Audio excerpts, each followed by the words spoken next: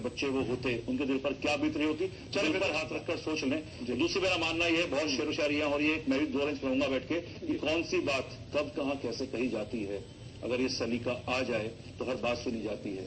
तो नेताओं, जो हमारे देश के जो ये प्रदेश के जो शासक हैं, कृपया डॉक्टर यहाँ पर सिर्फ फिजिकल, मेंटल, सोशल और स्पिरिचुअल वेलबींग, इसको हम हेल्थ कहते हैं, उसके लिए यहाँ पर बैठे हैं। हम चारों चीजों का इलाज करते हैं, फिजिकली भी, मेंटली भी, सोशली भी, स्पिरिचुअली भी। लेकिन यदि हमारे दिल टूटेंगे, हमारे बच्चों पर चोट लगेगी, तो हम लोग फिजिकली, मेंटली और सोशली और स्पिरिचुअली शांत नहीं हो सकते, हम लोग खुद बीमार पड़ जाएंगे। चलिए हम लोग डिस्कस करते हैं। बिल्कुल ठीक बात, अमिताभ जी संपादकीय।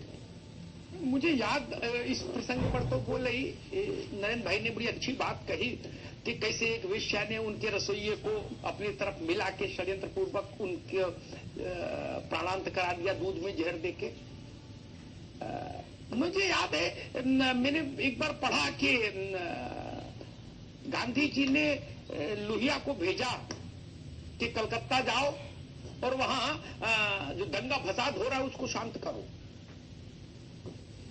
एक मुस्लिम परिवार के व्यक्ति को लेके लोहिया निकले, इनकी गाड़ी लोगों ने घेर ली। हैदर साहब,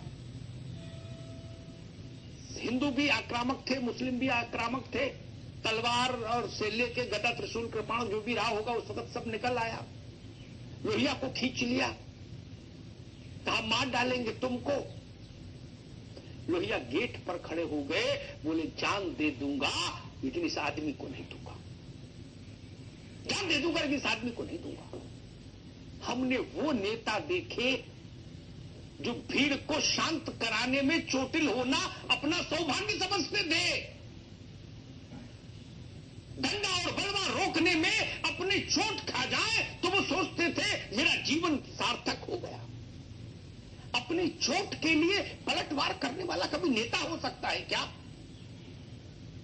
कभी नेता नहीं हो सकता।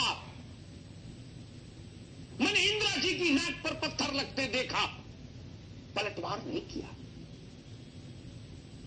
100 उदाहरण ऐसे दूंगा, 100। मायावती जी के साथ एक प्रसंग हुआ था, दुर्भाग्यपूर्ण प्रसंग हुआ था। क्या पूरे प्रदेश में बसपाइयों ने आग लगा दी थी? नहीं।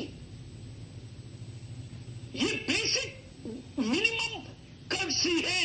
अगर आप नेता होना चाहते हैं, अगर मेरे थप्पड़ मारने से मेरे इलाके में शांति आती है तो मैं अपना गाल पहले आगे कर दूंगा अमिताभ अग्निहोत्री के नाते। मेरा खून बहाने से अगर शांति आती है तो मैं मानूंगा कि मैं सौभाग्यशाली हूं। गांधी ने यही सिखाया हमको। हमारी नाक इतनी बड़ी हो जाए कि हमारे पेंट पर किसी ने चीट डाल दी तो हम गोली मार दें, ये नेतृत्व है।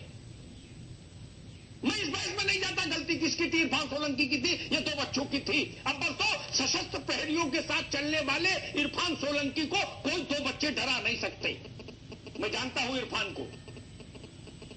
कितने भी बड़े बच्चे होते, चंदगी राम और दारा सिंह भी होते, तो भी इरफान सोलंकी जी को डरा नहीं सकते। उनके साथ इतनी फौज फाटा रहती है।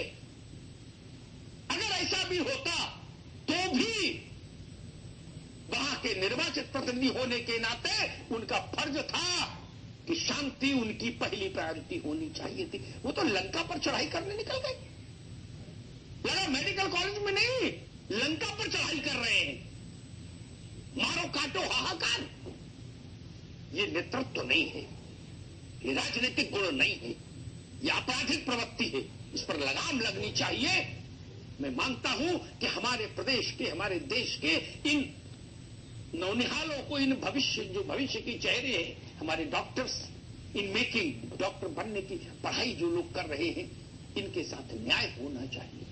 पूरे प्रदेश को इस मांग में इनके साथ खड़ा होना चाहिए, पूरे देश को इनके साथ खड़ा होना चाहिए। और मैं अपील करूंगा, कल भारत के महामहिम राष्ट्रपति को इन बच्चों को न्याय दिलाने के लिए कोई न कोई रास्ता खोजना चाहिए। बहुत बहुत धन्यवाद। और अभी भी ज्यादा नहीं बिगड़ा है, इससे पहले की स्थितियां और ज्यादा बिगड़े। सरकार को अपनी तरफ से पहल करनी चाहिए और इस पूरे मामले का खात्मा भी करना चाहिए, इंसाफ होना चाहिए।